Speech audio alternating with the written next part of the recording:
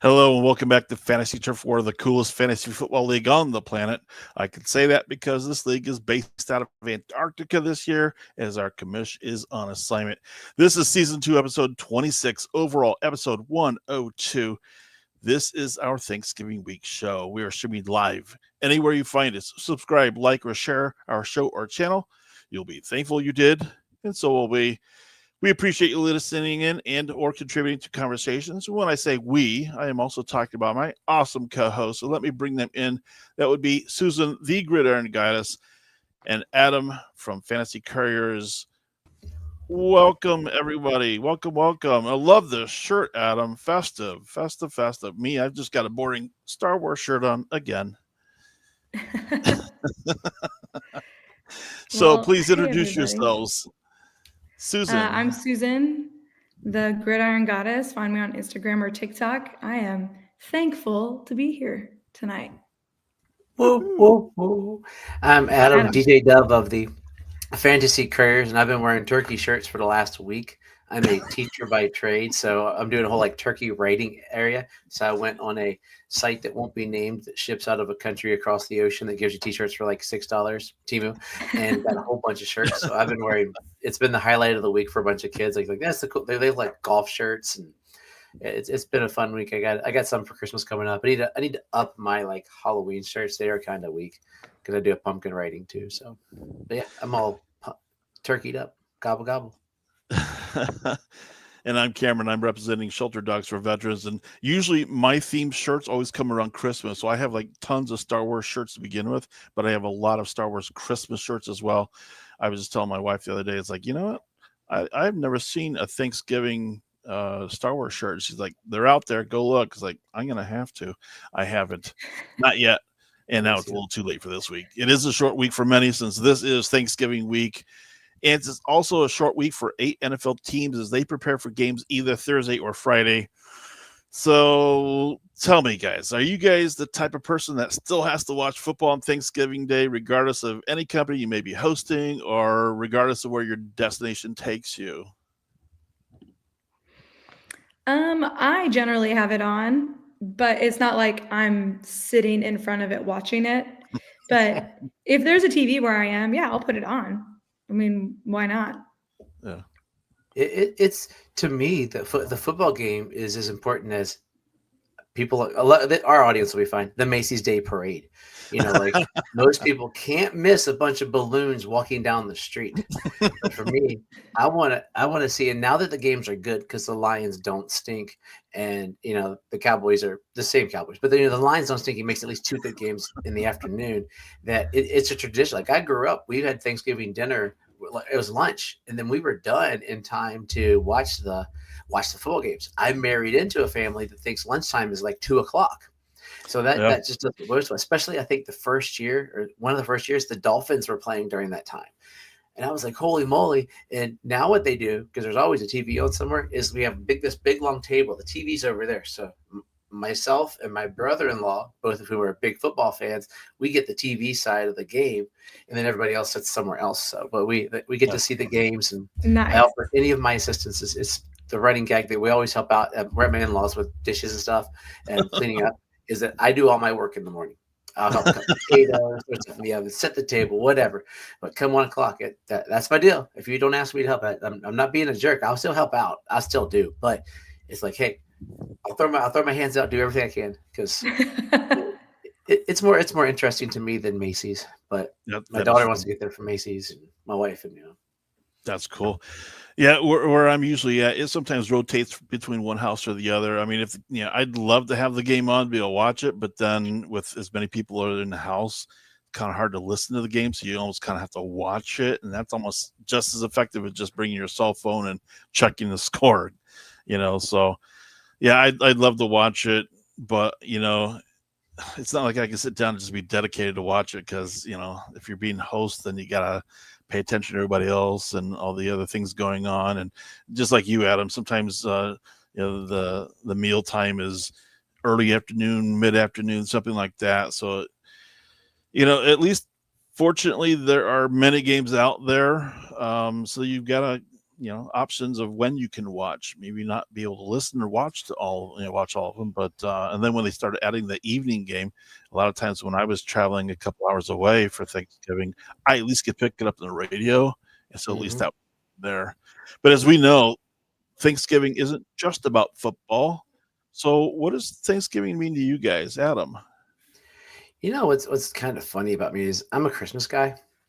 So Thanksgiving, I never really liked. I always joked just some, it was a Hallmark holiday or something. But then as I've gotten older, I guess as I've gotten older, and I think I represent Men's Alliance in Fantasy Turf War, which is a men's ministry, getting men just to come out and be better husbands and fathers and leaders in the world, is the goal of it. That as I grow farther in my faith, I realize it's a good day when people will come out and just be grateful in a world where gratitude is not. I'm telling this to my kids at school. It's not even going with the faith avenue, but just in a world where people are just like me, me, me, me, me. It's a day when we can say that every American sits down at some point for gratitude, and even most families will even go like, "What are you thankful for, sweetheart?" and go around. So we're taking a moment to be grateful, which in this day and time and all the divisiveness and just ridiculousness of the world, it's just a good day to start the conversations with people and be nice, which we need. That's hard to follow up, Susan, but try it. I know, seriously. Like, can I ditto? Or with Good. I think, I was a teacher in my previous life too. And so we always made sure that the kids could fill out feathers. Like we made a big turkey body and the kids would fill out feathers of things they were grateful for. And that was always really neat to see just what the kids were thankful for. I taught 7th and 8th grade. And so you never know what a middle schooler is going to put on those things. Sometimes it's really deep and insightful. And sometimes they're thankful for whatever technology they have, but what I like about Thanksgiving, I like the food. Like Thanksgiving and Christmas have very similar food, and like I'm all about that.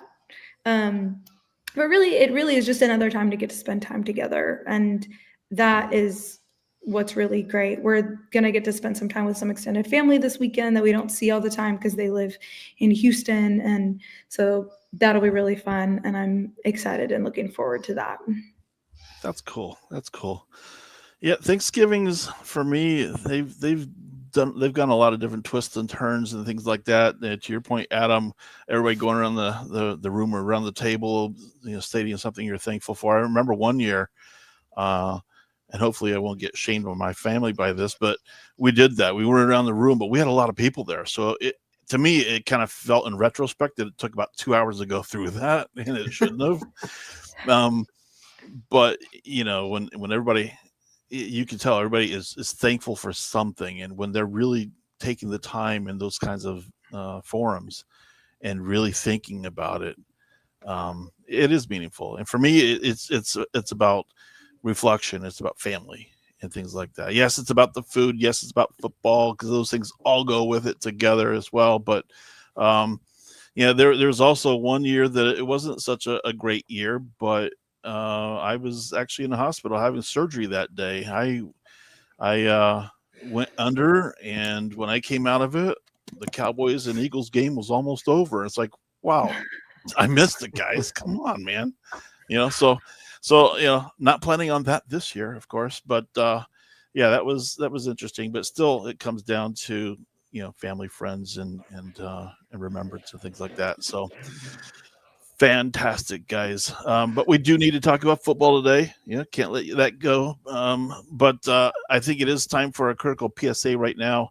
I hope people realize just how close we are getting to the end of the regular fantasy football season.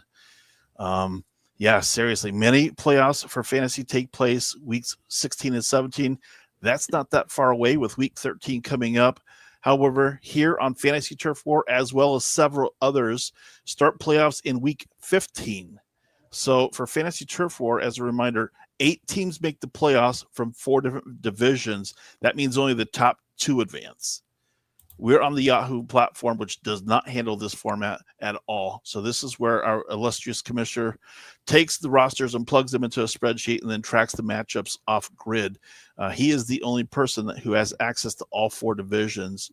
So week 15, you'll have 8 teams. Week 16, you're down to 4. And then week 17 is the championship. If anybody's curious about how that ran or things like that, go back to Fantasy Turf War on YouTube, and you'll find all those video clips there and such that take place when it comes to this time of seasons. But I did make the playoffs last year in Fantasy Turf War. Right now, I'm still mathematically alive, but not looking good. McCaffrey's late touchdown pushed the person I was playing against in front of me by a couple points, and he didn't look back. I am not going to share the love right now because Love's 6-point performances did me in this past week. So, Adam, you've been notoriously saying that if you're out of it, you're still playing the spoiler, of course. But Susan, how are things looking for your Fantasy Turf War chances? I'm currently, I lost this week and it dropped me from 3rd to 4th. So I think that's going to put me out of it. But because I know, especially because the team that won, their team like way overperformed and my team underperformed. Like they're in the bottom. They're down there with Adam.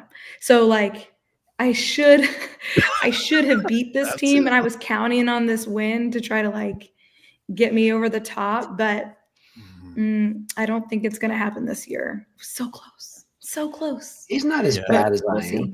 He's better than me. I mean, yeah, sure. You can see it, Adam. You're in a division with her. You can see it, but I lost by 6.68 this week. Oh my gosh, that's horrible. Yeah, and I've just been having to play against good team after the other in my division. It's so competitive, and you bring your A game, they do theirs too, and the chips fall where they may. But when you've got people who tank on you, like Jordan Love did on me, point wise, I mean, yes, Green Bay won, but he didn't put up anything stellar in terms of points. So, yeah, it just kind of leaves you a little empty there because you just kind of think back, what could I have done differently? So, I don't know. Mathematically, it sounds like we still might be alive here. Maybe you too, Susan, but we're going to need some help is what it comes down to. We can only control what we control, which is our best lineup. Give them the good coach speech the night before, get everybody to bed, and then the rah-rah speech right before game time. Well, that doesn't happen. We can't do that. But, we can pretend we do. Yeah. But best of luck. See if we can both push to that finish line. And everybody else at home, if you're following, best of luck as well. If you're in that home stretch, again, just keep in mind how many weeks are left in the regular season and what do you need to do to get into the playoffs. Every league could be different. So, but before we take a look at this week's matchups and players, let's take a look at last week's headline news. So give us a headline you might be thankful for. So Adam, let's go with you first.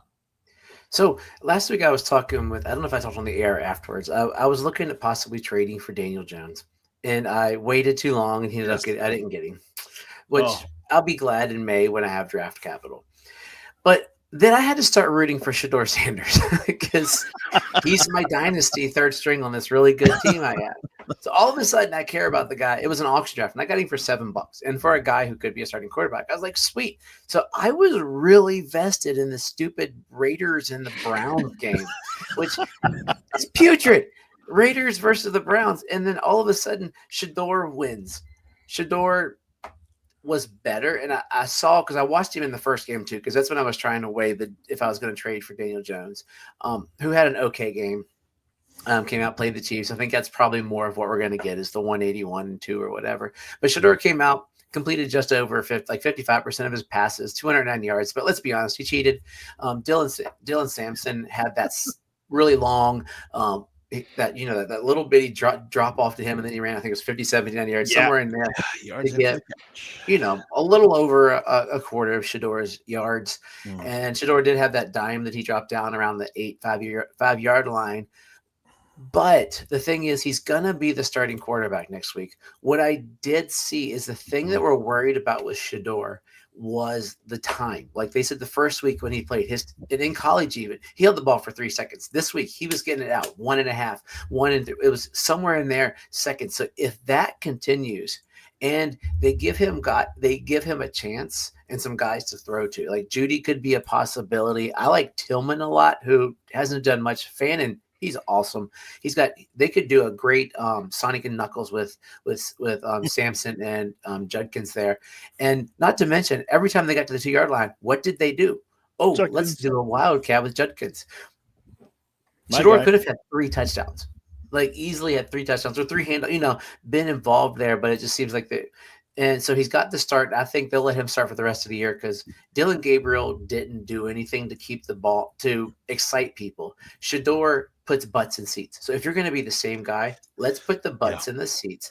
Let's see what the kid's got, because he's got a month to decide if they're drafting a quarterback or if they're going to draft him a skill position player, a lineman. They're not drafting defense because that, to be honest, is the bigger story. Myles Garrett should be he should get votes for NFL MVP. That dude is so good. I think I saw he's 5 sacks away from the record, and it's week 13, right? Yeah, week 13. Yep. So we have 6 games. We could get 1 a week. One sack a game, and he does it. And he'll get like 7 this week, whatever. But he is that Cleveland defense is going to be one of the most wasted defenses in the history. Their stats don't look great because they're tired. So if this continues with, Shador gets better each week, we're going to start hearing about this defense. So if you're looking ahead to next year, I like Cleveland's defense next year. Actually, I like Atlanta's. They've got some young talent that's going to be up and coming. We were talking about Carolina together earlier. Yeah. With Horn getting, 3 interceptions before he fell off. And some of their run defense is pretty good. There's going to be some interesting defenses to watch going into next year. But Cleveland's defense with Garrett, that's a big story. Far be it was the Raiders. So that's all I got to say about that. Talked for too long. But I was excited because I had him and Lamar start. No, I didn't start him. I started Lamar and Joe Flacco. Shador, I think, scored more than both of them together. Interesting. Fantastic headline. Thanks for that. Susan, pick a headline. What surprised you, or what made you thankful this week? How about them Cowboys? I knew it was coming. I knew that was coming. Okay. Down 21. They pulled the Broncos. Down 21 points to the Eagles. And they're just coming on back. And it's just like every time I'm like, no way. There's no way. But they beat them opening night. And now they've beaten them again. So that's 2 wins against the Eagles this season, which as a Cowboys fan is just chef's kiss. And don't get me wrong, the Jalen Hurts disrespect is real, but I just am it's really just pure Cowboy fan joy to watch that. And you're like, oh my God, they're going to do it. And then Aubrey comes in and is just so clutch every single time. I know, ignoring the one he missed this That's the bigger shock, let's be honest here. Yeah, I know. It's true. He's so good. But it was like, yes. And because not only did the Cowboys do well, AJ Brown did great, who was on a fantasy team. So it was a win-win for me. I benched AJ Brown on my team, and I said last week I was thinking about benching Justin Jefferson. I should have this past weekend too. But so you mentioned Cowboys have beaten the Eagles twice this year. And how many wins total do they have so far? 5. So They're in the playoff hunt. They're like what? They are. 2 games out. They're on the outside looking crazy at this point in time, but that's sometimes all you ask is for opportunity. And maybe their opportunity to get back in it comes with a game against Kansas City. So we'll talk about that in a few. But the headline I wanted to highlight this week was that number 1 ranked defense of Houston. They sacked Josh Allen 8 times. They also got 3 additional turnovers. We've heard, it's number 1 ranked defense. When I looked at it, it's like, well, yeah, you're playing a lot of cupcake teams, but then they play some quality teams, and they shut Josh down. I mean, That He was was so that was amazing. frustrated. I had not seen Houston play at all this year, and I was majorly impressed with that defense. Now I understand it's not just the ranking that goes behind it. We know what they drafted a couple years back, and now you see just what they've turned into, and it's like I had written off Houston early in the season. They were going nowhere. They weren't winning, and then of course, then Stroud gets on concussion protocol, and so you just had a lot of mess. The running back situation was just a mess down there. They're in the playoff hunt, guys. If I'm one of those teams in the playoffs right now, I'm probably not going to want to play Houston, not with what they're doing on defense.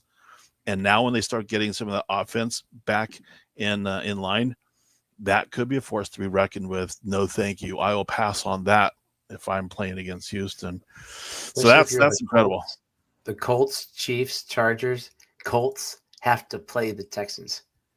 Jonathan Taylor Fear, he plays them twice in the last month and change of the year. The Chiefs on the bubble, Chargers on the bubble, and you've got Will Anderson running you over.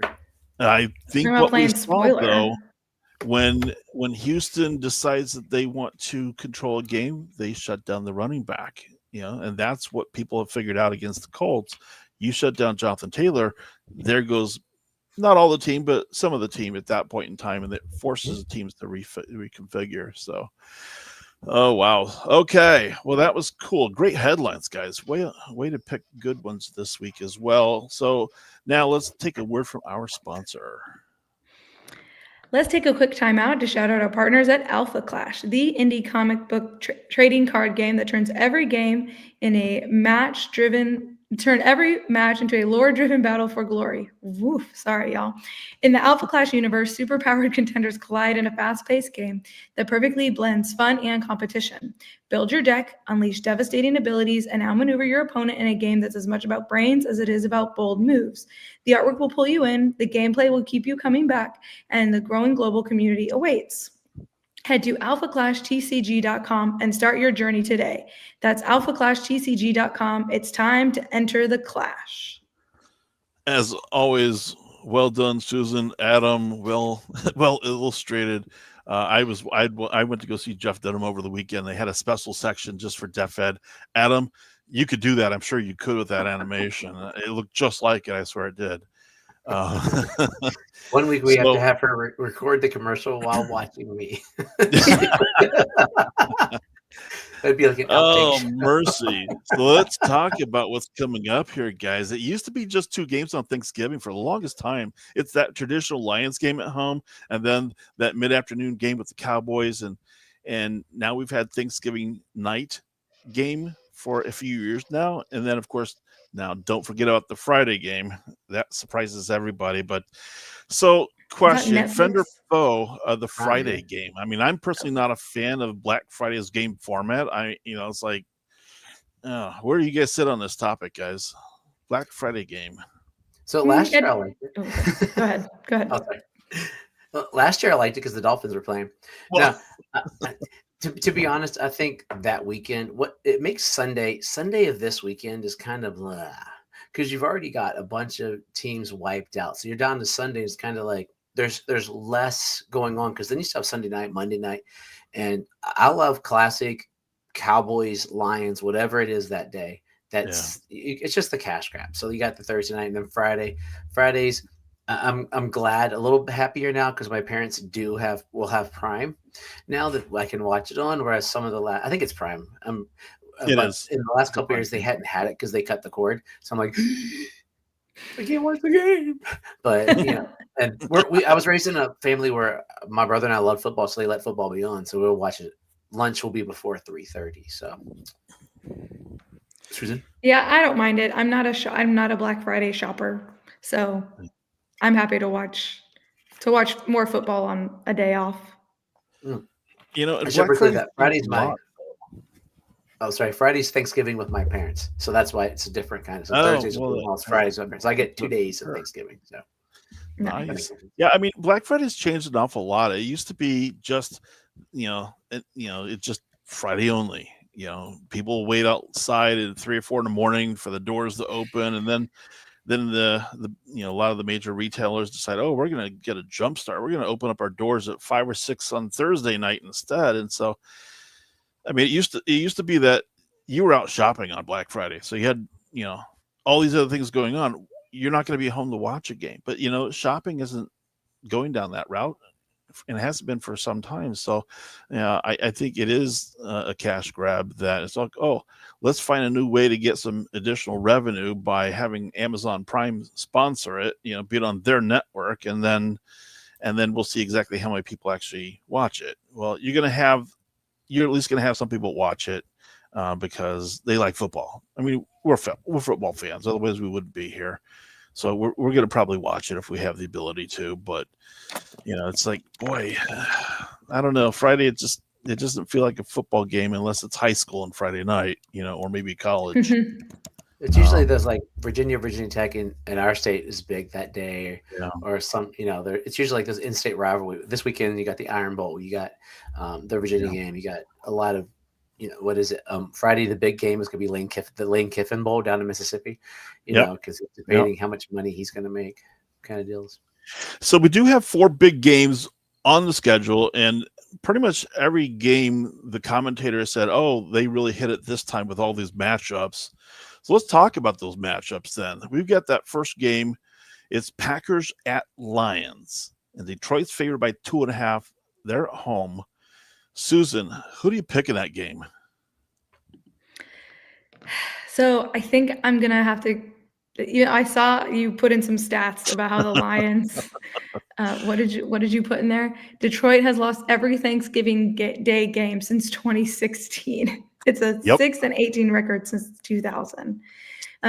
Green Bay is also under 500 on Thanksgiving Day games, so it's going to be a wash there. I think I'm going to give the edge to the Lions, the same way the line is. That's a 2.5, and I'm going to pick the Lions because the Green Bay defense and Micah Parsons has been very good, but that offense is struggling. So Goff at home is generally very good. He plays better at home. On the road, the splits are closer this year and last year, but it used to be his home road splits were crazy. And so I think I'm going to have to give the edge and go with the Lions on this one. Adam, pick it. Who do you think? I'm going Lions. It's a division game. Packers won the first swing at home. Lions were at home. And, sometime they got to win on Thanksgiving. I've always rooted for the Lions. I like the lovable loser, and now they're fun to watch. So, I mean, Gibbs went ballistic last week. I have a feeling the Packers are going to basically guard Gibbs. So it's probably going to be an Amon-Ra kind of week. And I'm guessing Jameson Williams, if you can start him in DFS, after a 0 week, Jameson Williams might run away with $125, $150. Just wait and see if they don't try to force feed him the ball. And those are like the mystique things that I think I was trying to look for. And the factoids that Susan had ripped off is as much as I could get. But I know there are numbers out there that if this team wins on the Sunday before Thanksgiving, this is what the percentage chances of them winning on Thursday too. I was looking for that stuff, and notoriously you see teams who, if they've lost on Sunday before Thanksgiving, they're the excuse is, oh, they're distracted. They're going to be ready for the Thanksgiving day, and sure enough, they are. I could not find those statistics anywhere that would help support any of those mystique factors at all. But I would have to say I agree with you guys. Detroit, they've been hit or miss in some of these games, and yes, Green Bay beat them in the first game of the season, but that's been a long time ago. These two teams are drastically different at this point in time. I think the defense is carrying Green Bay at this moment. The offense is taking advantage of that when the turnovers are there.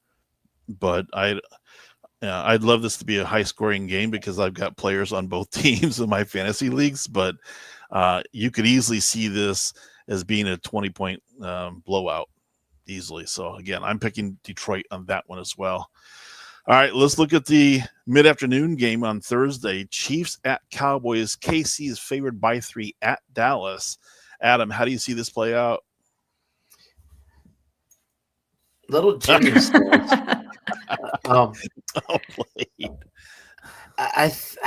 I want to say Dallas because they're playing better. I mean, Pickens is playing out of this world right now, and he's not even the best receiver on that team. We had a discussion Sunday if Pickens was better than CD. I still don't believe he is. I think he's a really good player, and my whole term off season was he's got to get his head out of his rear end, and his head's out of his rear end. He's playing great. And Cowboys are going to now be paying $150 million for 3 players or something next year. Yep. But they're going to clear some cap. But I just have a feeling that the Chiefs are going to lose just so they can, do something miraculous, make the playoffs and win the Super Bowl or something stupid, because their schedule is terrible. I mean, they go from Dallas. I had too many screens up. Dang it. They go from Dallas, and within this time, they've got to also play the next weeks. They got 2 gimmies. So, but they got to play the Texans defense. The Chargers. Ooh. We don't know who's going to show up. The Titans. Okay. The Broncos. Tough defense, and they close with the Raiders. So they got 2 gimmies in the Titans and the Raiders. That means they got to beat the Texans and or Broncos, if not both, and the Chargers. So we could be talking about Mahomes playing as much playoff football as us. That's quite possible. And I talked last week on our show about how I felt Chiefs were potentially on life support at this moment. They have to get to 10 wins, I think, and they have to win the games against the teams that they should. And then I talked about how they needed to at least manufacture a win out of some of those quality teams. They did that last week against the Colts. Now, they also have a couple people injured or banged up right now. I'm assuming that they'll be ready for Thanksgiving on the KC side. But, yeah, I'd love to believe that Dallas can outgun them. I think Dallas is going to go however that defense plays. And if they can do the same kind of thing that we've seen them do to other teams before, it could be a good day for Dallas. They've got a pretty good record on Thanksgiving Day. And Kansas City on the road, only 2-4 on Thanksgiving Day. So, again, they're just numbers. They don't mean a lot until you get them on the field and play. I'd love to say I'd like to see the Cowboys win, but I don't want to jinx them at the same time. Are you going to say anything about how about them Cowboys, Susan, or where are you going with this game? This one's hard because the KC defense is just Spagnola's defense is just so good. Now, I don't know, can they shut down Pickens and Lamb? There's the question, because on games that Lamb is being shut down, Pickens eats. Yep. He does so well. And even this last week, CD wasn't, as a fantasy asset, CD wasn't bad. It wasn't like a crazy high ceiling game, but it didn't kill your week, even though George Pickens went off. So I think that's going to be the question. How can the Chiefs defense attack that wide receiver 2-headed monster there? And if they can get that shut down, then I think Kansas City can take this win. Yeah. I, however, am gonna be my homer, and I'm gonna say that I think Dallas can do it. After shutting down the Eagles, clearly they found something that worked. The defense is getting better. They're improving every week. Those 2 pieces made a big difference. And nobody in the receiving core for Mahomes at this point is unstoppable. I mean, Cheetah is not there. You'd be worried about Tyreek, but I don't think anybody is a big scary player that they're having to go against. Yeah. I think they're all stoppable at this point. Well, Rashee Rice and Worthy both showed up as being questionable in the report as of today. Of course, you've got a couple days to get that all straightened out, and I would assume that they'll still play. But I think it is a must-win game for both. You cannot be outside looking at this time. You have to have it. I think you're gonna get the best game that each one can give. But I also say don't forget about either one of the team's tight ends, because I could easily see Kelsey and Ferguson both getting 7-8 catches each on that game. Yeah, so for sure. Don't forget about those guys, but I think the dynamics of the teams are very, very similar, and they both have dynamic offenses. It's going to be interesting to see. talk about some potential dynamic offenses. Looking at the Bengals and Ravens on the Thursday evening game, Baltimore's favored by 7 at home. That's a pretty big spread, especially against a team like the Bengals. But you don't know what you're going to get right now. The word is at this moment is that Joe Burrow is going to play. And when that happens, good things can take place, but we don't know what he looks like. He hasn't played in a long time here, but he has all the weapons at his disposal. I personally am a Joe Burrow fan, so I'm definitely going to be rooting for him to have a good game, stay healthy the whole bit. But I also got a stake of Derrick Henry on my roster as well. So I think I have to cheer for the Bengals, even though I know it's probably going to be futile. The Ravens did what they needed to do. They are now in a tie with Pittsburgh for that division lead. So my favorite pick would be, okay, I'm going to go with the Bengals on this, but I don't see them beating them. But anything can happen, especially when these two meet up. Susan, your take? I'm going to go the Ravens here. Again, Joe Burrow has to get his NFL legs back under him. And the Ravens defense has gotten its together. When you self-censored, when you look at like the past 4 or 5 games, they are shutting stuff down. Yeah. And so I think that's going to be tough sledding against I think the Bengals are going to have some tough sledding, especially now. T. Higgins is out, I'm sure. I think I heard you. Yeah. So Jamar's you're looking at Jamar Chase. The Chase Burrow stack is back, but if that Ravens defense can shut down Chase, I don't think Ross is going to be able to carry the load the way T. Higgins could. Yep. Adam, Ravens bandwagon as well. I think the Ravens win, but the thing is, their stuff's gotten together against the Jets, the Browns, the Vikings, the Dolphins, and the Bears. So hey, don't disrespect the Bears. I like the. I'm getting on the Bears. I'm not. Caleb Williams was one of my least favorite guys last year. If you can go back and watch me just bashing Caleb Williams, and I'm starting to really root for the Bears. It makes me kind of. My JJ Wang was kind of surprised, but just go with those teams: the Jets, the Browns, the Vikings, the Dolphins. Just 4 teams playing terrible, so we don't know. Joe Burrows is going to be rusty, and he does only have Chase. I mean, the other dude. There we go. Josie there you go. Yeah, him, and then Chase Brown will be there. So I think it should come out to be a good game. But I mean, the Ravens, they've won 5 in a row. So let's. I mean, they were essentially out of the playoffs and then became all of a sudden the most statistically likely team to win the division. And then Aaron Rodgers stinks. So I'm going to go Ravens. But I really do think it could be a close game, even though the Bengals defense is putrid, because the Ravens offense is not playing that good, as is evidenced by Shedeur Sanders looked about as good as Lamar on my team the other week, points wise. So to toss out a couple of mystique factors, Cincinnati has never won on Thanksgiving Day. Do you believe that? Of course, if I were to say it that way, it's like, oh my gosh, that's crazy. But then you have to put things in context. They've only played once on Thanksgiving Day, okay? So, context makes every bit of the difference when it comes to statistics. And again, Baltimore, they've never lost on Thanksgiving Day. Well, they've only played twice, okay? So you really can't gather too much from there. Stick with what we know. Stick with how people play at home and how people are performing right now and things like. And it seems like we're all going Ravens on that one on Thursday evening. And then we've got that Friday game. I believe it's a mid-afternoon game, I think. It is Chicago Bears at Philadelphia Eagles. Philly is favored by 7 at home. And Eagles have won the last 6 meetings. Do we bank on that? How do you think things play out on Friday, Susan? That spread feels a little disrespectful to the Bears.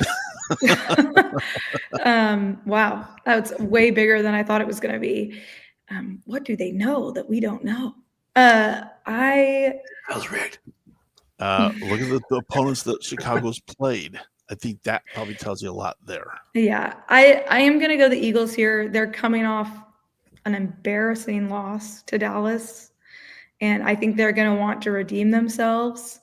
I think their defense is top notch, and I mean, last week it was DJ Moore at the Bears. Will it be Rome this week? I don't know. It's hard to I feel like their wide receivers are too inconsistent for us to say, yeah, I think that they can take them. So I'm going to go with the Eagles on this one, although I am rooting for the Bears. You know how the social media teams for the different teams, now they're doing like questions and like the players stop. Do y'all know what I'm talking about? And they like talk to a camera. Yeah. Y'all seen this? Okay. Well, they did one for the Bears recently. And I don't even remember. Oh, what is a hobby of yours outside of football? Like, that's just what the question. And they were supposed to just say something. And there was a lot of like golf, fishing. Rome in this video must have listed 10 different things. They would like say something for him, and then they'd have another couple players go, and then they like had another clip of him saying something else, and then they had another thing, and there was like, and it was so endearing that I was just like, dude, pick a hobby, man. Like, it was really funny. That's it made me awesome. like Rome a That is lot, funny. like as a person. But anyway, so That's cool. I like the Bears, but I'm taking the Eagles for the win. Eagles for the win. I'm going to take the Bears and the points. I'm going to take the points. Or what was that what I say when I say that they're going to not lose by 7? I think the Eagles. They cover the spread. They're not going to cover. Yeah, they're not. There we go. Thank you. I'm not a betting person. I always lose. The Eagles are the worst good team in the NFL. I really. You watch them and you're like, this team is not good. I'm like, Jalen Hurts got me 30 points in fantasy, but he did not look good. There's this eye test of a team. The Eagles actually have scored less points than the Bears, and the Bears have played some decent teams this year. The Bears, end of the year, if they make the playoffs, watch out, because their end of the year schedule is brutal, because they're going from the Eagles to the Packers, the Browns defense, the Packers, the 49ers, and the Lions. That's their end of the year. So they got to win 2 or 3 of these games to get in. They won't. Good luck, man. But the Bears have looked a lot better. I said the reason they're going to win is Ben Johnson, who is a great coach. So you know what? Just to be cantankerous, I'm going to take the Bears. Why not? Because I mean, I think the Eagles win, but I'm going to take the Bears officially on Fantasy Surfboard just to be cantankerous, and just so that somebody has to get it wrong. But I think they're going to be a fun team to watch. But I think we're a year away, to be honest, with the Bears. I hope we're a lot further than that. I like rooting against the Bears. So, but you know, I think Bears have gotten lucky with opponents and situations. I mean, Aaron Rodgers didn't play this past weekend against them when they played Pittsburgh. If Aaron Rodgers were there, I'm sure Pittsburgh would have won. There's no way Pittsburgh would have not won. I mean, Bears only won by a field goal, and then they played the week before Minnesota, who is just spiraling horribly downwards. I mean, that's not a very good team. They played the Giants. They didn't play that well either, and Giants gave away the game. You know, they had a game in check. So, I mean, it's like it's been a while since I've actually seen them play a quality opponent. They did play the Ravens a few weeks back. Ravens beat them up. So, again, I don't think Bears have played any great quality teams and had a good quality win out of it. And now you cited the remaining teams. I could easily see them go over the rest of the season against that schedule. I mean, it's possible. I mean, that's why they play the game. So I would begrudgingly still take Philadelphia, though. I still don't think that Philadelphia has their act together. It is just a team that you cannot figure out where are they going. What is that identity of the team? What is the identity of the offense? The defense has been keeping them in the games a lot of these times. And when they had that huge lead against Dallas, what happened? I don't know. I can't tell you what happened. they lost the game, and there's no reason they should have with a lead like that and a team that has that many offensive weapons and talent. No way. So I think it's just an enigma. You just don't know what you're going to get from one week to the next when it comes to the Eagles team. But I still believe top to bottom they are better than the Bears. But 7 felt a little generous on the point spread from Vegas, but I still have to go Eagles on that one. All righty. All right. Great picks. Great dialogue all the way around on all those 4 games. Hope everybody has fun watching those, and hopefully your players will make you thankful as well in week 13. So I say also give thanks with this week if your players are not injured. We've had so many injuries this year, and with some people on the mend, perhaps there is some hope. So let's take a look at confirmed or potential key injuries heading into week 13. Now, keep in mind, some of these are of concerning note and others are on the mend. But right now, Stroud and Dart both have been in concussion protocol for a while. So hopefully they're trending in the right direction to get them back soon. Burrow, we knew, is going to play for sure, but then Rodgers, Lamar Jackson, J.J. McCarthy, Mayfield. I saw Mayfield go down in that game, and it was not pretty, but he's just a battle warrior, so he toughed it out. But that's a lot of quarterbacks to have to try to figure out who's my backup. And then to add into that list, Bucky Irving from Tampa should be back, is what they think. Is if the rest of this week goes good, he comes back this week, and that's going to be a blessing for a lot of people. And of course, Josh Jacobs, hopefully will be back for tomorrow. I believe that's probably why they sat him on Sunday.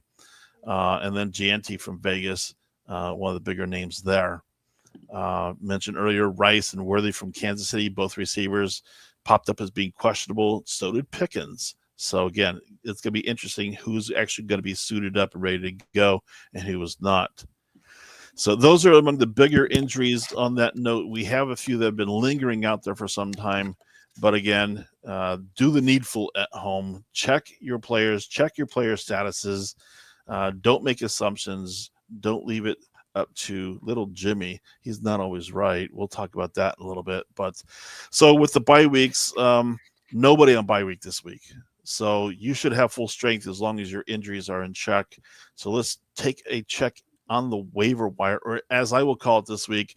Thank you for not watching the waiver wires this week, but I'd be more thankful if you forgot there were games on Thursday and Friday.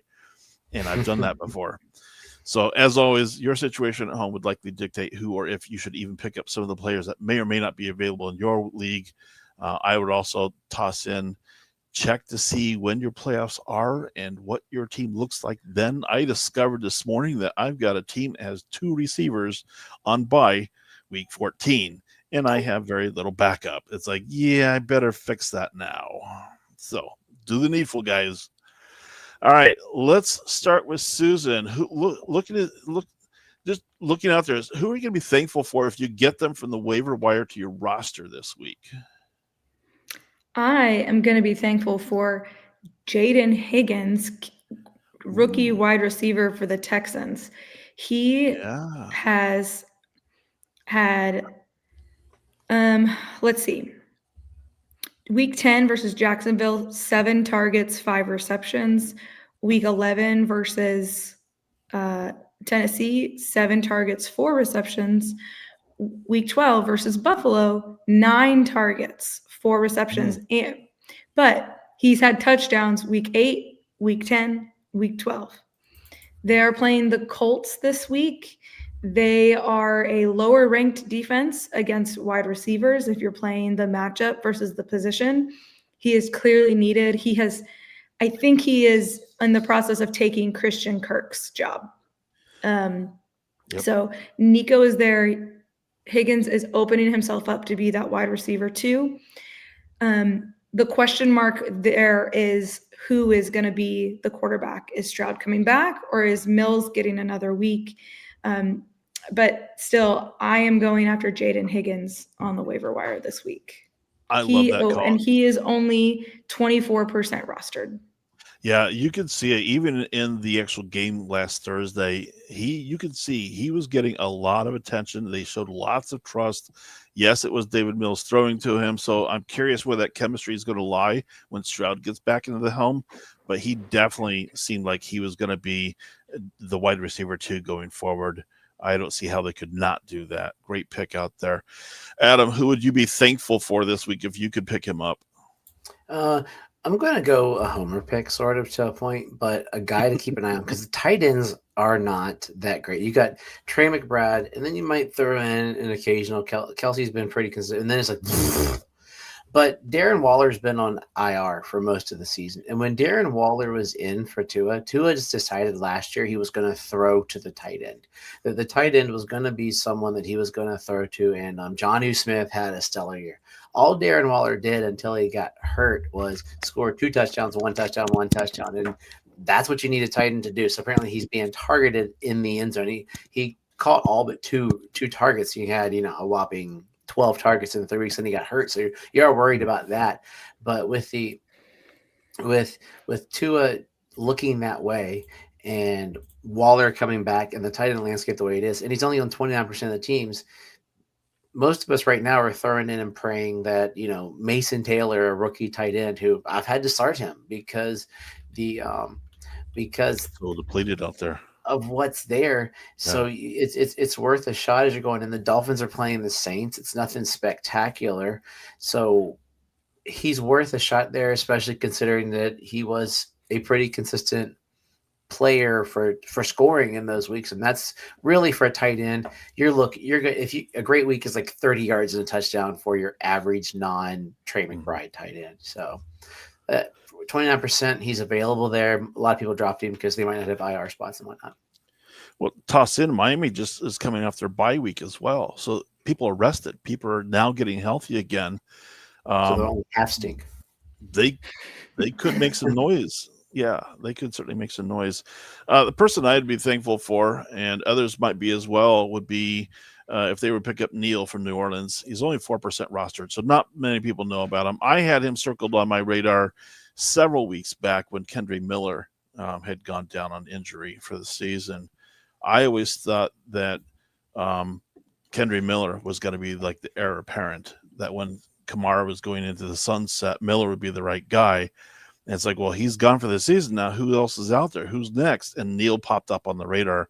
And this is several weeks back. So I've been watching him. But now with Kamara being questionable and there's a good chance he may not play, this might be somebody you might want to watch for. So I would say for people at home, check the status of Kamara and Neal and then make best judgment whether or not you pick up Neal or not. Might even be worthy as a stash as well if you are already deep, or maybe a check against somebody else who might need a running back who's looking for a starter. He definitely is getting some opportunities there. He did this past week. And I know it's New Orleans, not a great team, but at the same point in time, you're looking for opportunities, and he definitely has it if Kamara's not going to be playing. And I don't think he will. I mean, he has a strained MCL, which typically has a multi-week timeline. Yep. So he's going to be the running back one there. Yep. And when he played last, he had 5 passes caught on 7 targets. Mm-hmm. So Tyler Shuck is looking for him in the passing game. So I think that's a really great option. And there's going to be a lot of people who are probably going to try to pick him up. So if you're in a fab league, you may be riding this guy into the playoffs. So don't underbid. I would not spend all your fab on him, but if you're just putting down $1 or doing a $0 bid, you're not going to get him. Yeah, at this point in the season, you either have a true need or you don't, and you need to either go all in or don't. Because if you sit on the sidelines, and people are going to be looking out there for people who are going to help them get into the playoffs and so forth, you're not going to get him if you sit back on him. If you don't put in the waiver wire, you don't put in the fab dollars for him, you're definitely probably not going to pick him up. Yeah. Good call. Who else do you have for us, Susan? So, quick hit, make sure that you check your waiver wire for Trey Benson. He is only 68% rostered.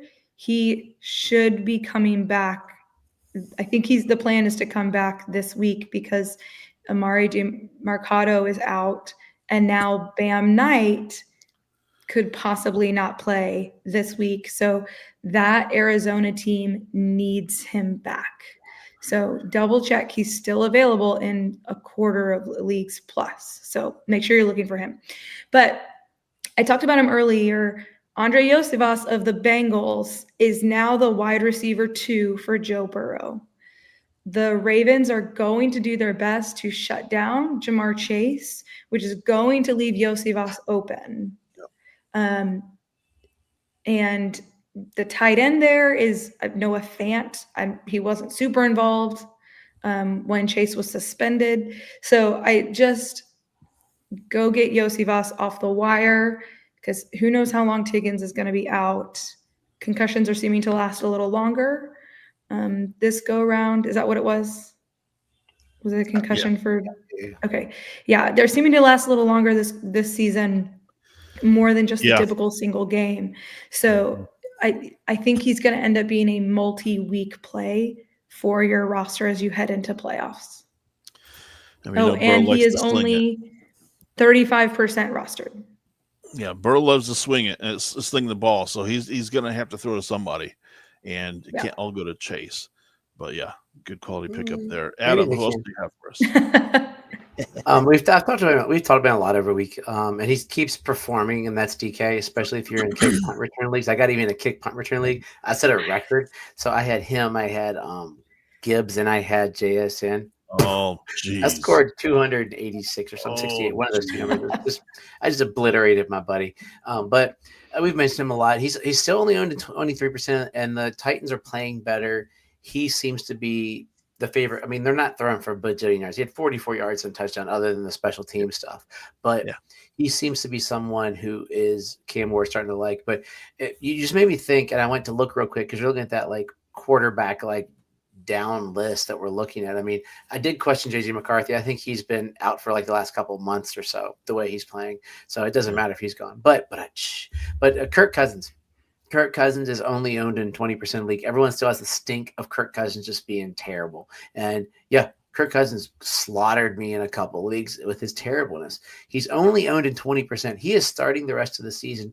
And this week he draws the New York Jets. So if you're hitting some of these guys that are hurt, he draws the New York Jets. The New York Jets a few weeks ago let Dylan Gabriel go for 167 and 2 touchdowns. If I have one of those guys out and I got Kirk Cousins knowing that he can get 167 and 2 touchdowns. I mean, Mooney looks like that was a nice pass to Mooney. He dump off to Bijan. Kyle Pitts will do something. You know, I mean, I don't expect London. I mean, my heart of hearts wants some Drake London, but I don't think he's going to play. But against the Jets, Kirk Cousins could be a sneaky kind of play in there with all these injuries, or at least a stash in case. I think Stroud's good. I think a lot of these guys are probably going to be back, but just if you need that stash guy in there, and also a wise play would be to have him in that. If you do sleeper, they do that cool thing where you could have that, like if somebody comes in hurt, like so it's Thanksgiving Day, and you're like, oh my goodness, I don't know if Burrow's really going to start. You got Burrow. They have this thing. I don't know if all in the Yards leagues have auto sub. The auto sub. You can have him sit in his auto sub. So if you're eating turkey and you forget about it, he will be in, and you won't get stuck with Burrow. Wow. It's a good little addition to help people live their life and not worship the waiver wire on funky days like London games. I could have used that a couple of times because stinking 9:30 or 8:30 in the morning for you all for you season kind of games are just brutal. But keep an eye out. He still has the stink. He's not your Vikings Kirk Cousins. He's just a much richer version of your Vikings Kirk Cousins. More expensive version. Yeah, most expensive backup quarterback in the league. So, I mean, I want to say Jameis because I love him. Like I love Jameis Winston. I really do. And was he like the number 1 scoring quarterback this week because of that receiving touchdown? Yeah, he was spectacular. And one day I think he's going to be a really good coach. I'm looking forward to that day because he's going to be a Giant. He said he wants to stay at Thart and help teach him. So it's a sign of maturity that you didn't see in young Jameis, like when he was a knucklehead who swung the ball. Yeah. So cool. He was a head case coming out of college. It's like, dude, you are the epitome of entitlement. The stories were legendary. But going back to your expensive version of Cousins, yeah, it's like, let's pay him top dollar and then let's go draft a quarterback we really want. It's like, what? I didn't think Makes no Penix sense would at play all. him for years. I was like, Penix will be, he's already older. So I was like, he's going to play when he's like 29. Yeah. Oh, mercy. Yeah. So again, streamer for Cousins, you might have something there. But I did pick up DK a couple weeks back and I played him and he paid off this last week. So yeah. All right. Little Jimmy. So on our weekly show, we've got a subject called Start and Sit. A little Jimmy coin we flip. Props to Tank Top Podcast for inspiration. But you might have a couple players. You're just not sure who to decide upon. So let's save you the pressure. We encourage you to use our Start and Sit coins featuring our character called Little Jimmy. Flip them. Whatever he lands on, do that with the player. If it goes well, congrats. If it doesn't, it's not your fault. Little Jimmy did it. Let's blame him. So the worst thing is do not flip Little Jimmy at all. So Little Jimmy was on a massive losing streak. Started off really hot in the beginning of the season. Then everything he decided to pick all went to the tank, except this past weekend. He told us last week to sit Zay Flowers, and he was right. He only caught 5 passes, 58 yards, and then a couple rushes for 11 more. So again, definitely sit him was the right call on it, although we do acknowledge the fact that many players are injured, and so your depth may not be that great. You didn't have a choice. You probably still had to play him. And we'll see where that leads this coming week because we've got another receiver for you. Anybody remember that bet from the beginning of the season with Ladd McConkey? He's our featured player of the week.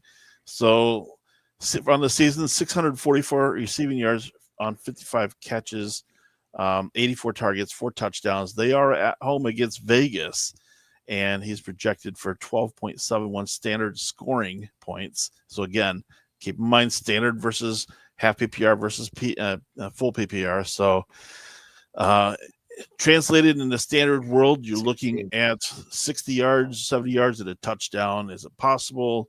Yeah, but we want this to be very decisive on the coin flip. Start him or sit him. What do you think? Flip survey. Start Ladd McConkey. Start him. This is a Susan special, everybody. Okay. Yeah, I'm going to agree with the coin. I mean, I'm going to agree with Little Jimmy. He's had his targets have started to go down, but he's still playing up in this like the 60s and 70% snap share. They're coming off a bye week and they're playing Vegas. Mm-hmm. I am not worried about the Vegas defense. And Hampton might be coming back, which is going to mean that Vegas is going to have to start worrying about the run game. I think McConkey will have the ability to get open while they're watching Hampton. Now, I'm very curious to see what's going to happen. Is he going to end up splitting carries with someone? I don't know if Vidal is healthy coming back. So should be, but so we'll see what happens. But the Raiders are going to have to actively be watching for Hampton this week, and I think that's going to open up these receivers, and I think McConkey is going to be the beneficiary of that. Yeah. Wide receiver 19 right now. What was the bet? 20? I think mine was between 20 and 40, and he said lower than that. So right in there. It's gonna be close, but I thought you liked him. I liked him more. He liked him like in the bottom. Okay, so you liked him like a top 20 somewhere now. Yeah. Oh, I think 60 yards at a touch against that vaunted Raiders defense. Yes, I will take that bet even if Hampton doesn't play, because I think if Hampton doesn't play, that's more for him. I mean, he does have a week of 15 targets. He does, he has 2 double-digit weeks. I mean, the Raiders slowed him down last time. He only had 5 receptions, 48 yards, but he's looked better. I think the first part of the year, we were really talking smack to you till about the middle of October. Like, did you? Yeah, he's not going to do much. Then he's played a lot better since. So 60 yards and a touchdown. Okay, I mean, I'd almost feel safer saying he's going to get 120 yards receiving and no touchdown. Say, okay, 125 yards, whatever, 27 yards. But, getting the yards, I'm closer. I like the yards almost as much, Yeah, I think this bye week is really going to help the Chargers quite a bit with their coach, getting them refocused. Hey, team, look where we're at right now. We have the chances getting into the playoffs. Yes, Kansas City is right behind us, but we're going to have to do what we need to do to make sure that does not happen on our watch. And so I think Herbert's going to have to throw. Until Mario Hampton is fully back, and Vidal, that I think it's going to be Herbert having to take it on his shoulders. But to your point, Susan, I agree. Once that running game is reestablished, now defenses will have a problem because Herbert's got some great receivers and a good tight end as well that they're going to have to account for. So you are not going to have the luxury of shutting down one aspect of the Chargers offense. You're going to have a lot to handle here.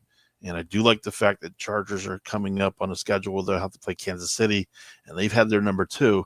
That's a game that will, I think, have a lot of say-so in terms of Chargers making it in or Kansas City. So I would say, little Jimmy, I hope you got it right. I think you do. I could easily see him go off for a couple touchdowns in this game, especially against that vaunted defense of the Vegas Raiders. So we'll see what plays out.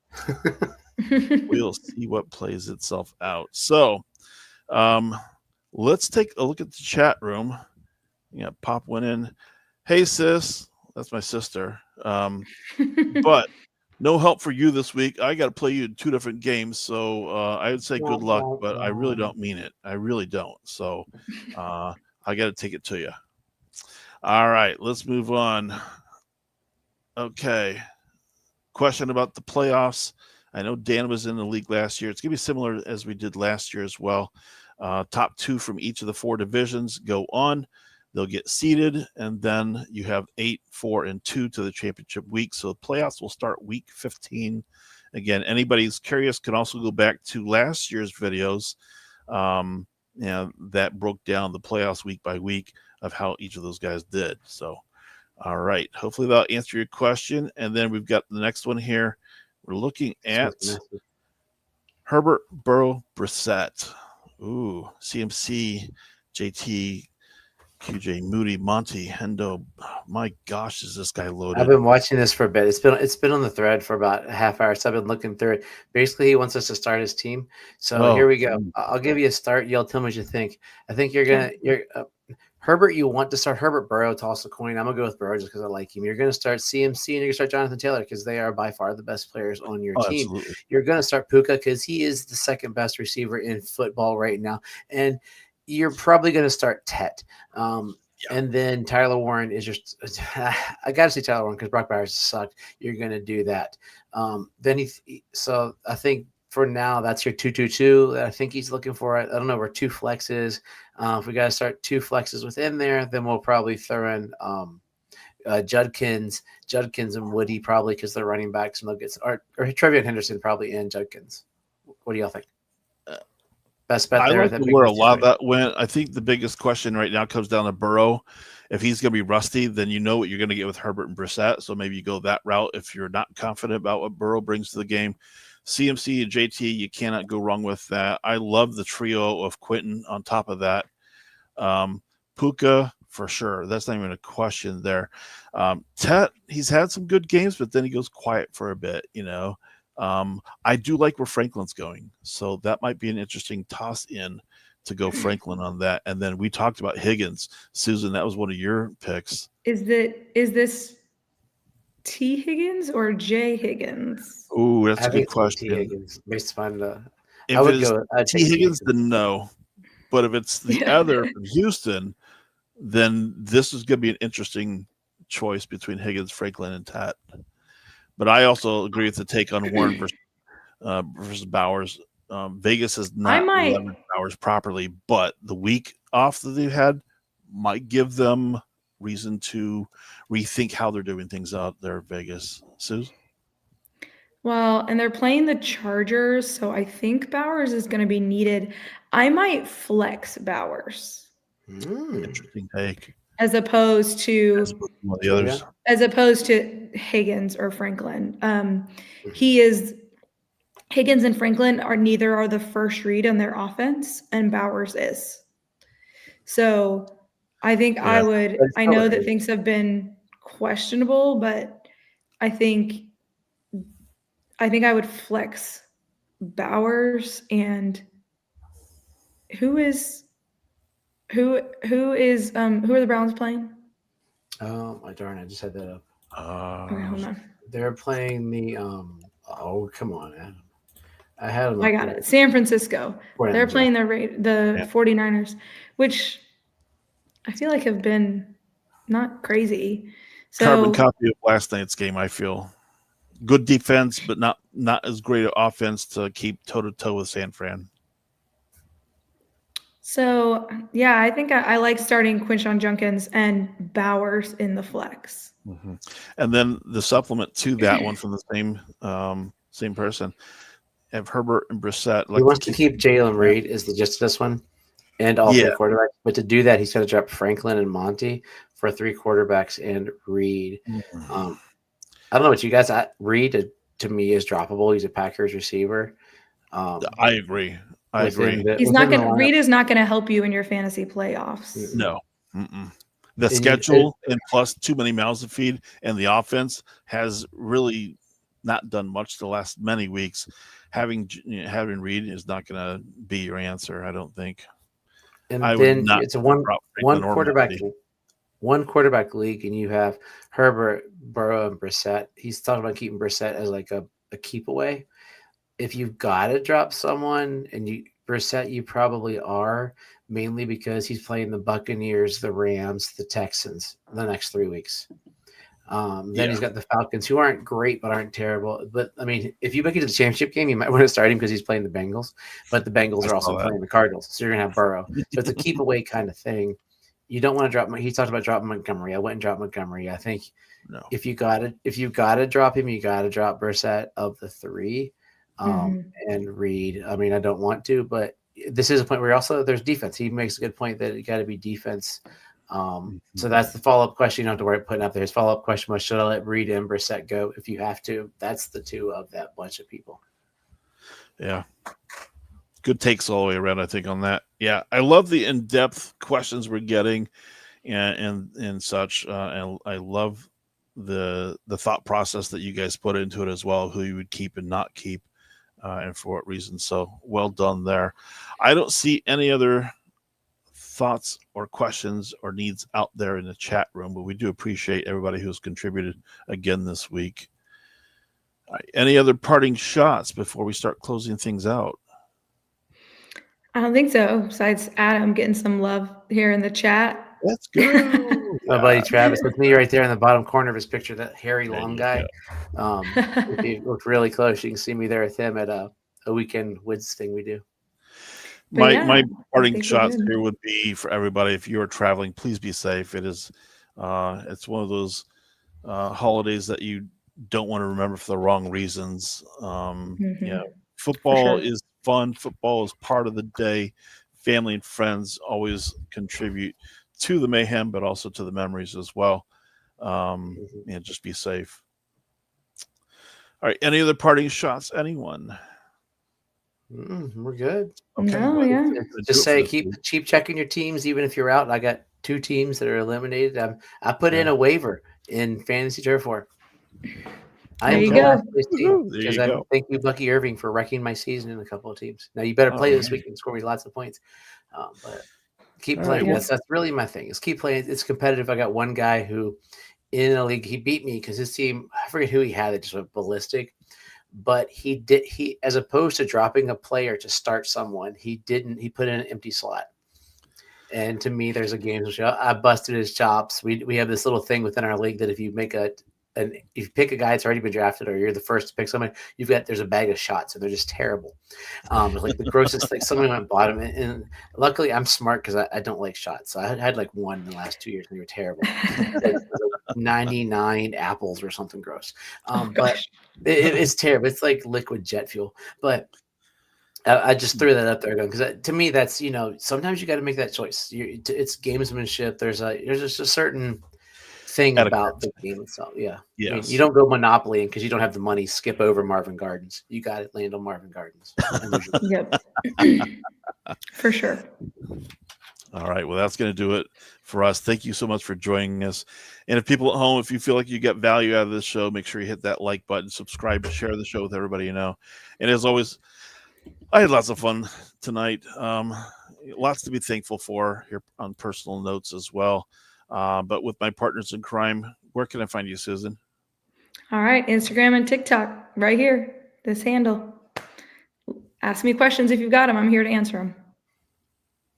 And you can find the Fantasy Couriers anywhere you listen to podcasts. You can see our handsome faces on YouTube, or just go to thefantasycouriers.com. All the links are there. It's got I must have missed the article today. I haven't written anything this week. It's just been that kind of a week. I got my rankings. I got to go through. They're up, but they're the generic. I'll go through tomorrow and hash them out. But I'll do rankings for the week just for fun. And I do have to tell you, Susan, I think I am now officially done with the Scott Fish Bowl as well by like 20 points because my guys, I hit a bye week. Great first week of the Scott Fish Bowl tournament, like playoffs. Like, come on, man. Yeah, but hey, I never got to do it. But before, you made it. You made it to the playoffs. I made it. That's what matters. I won't get to do it again. I got in through a qualifier last year, so that's what I strive for. Make the playoffs because anything can happen at that point in time. And as Corey closes out each week, be excellent to each other. Be kind. Until next time, keep moving forward. See you. Have a good holiday, everyone. Happy Thanksgiving. Happy Thanksgiving.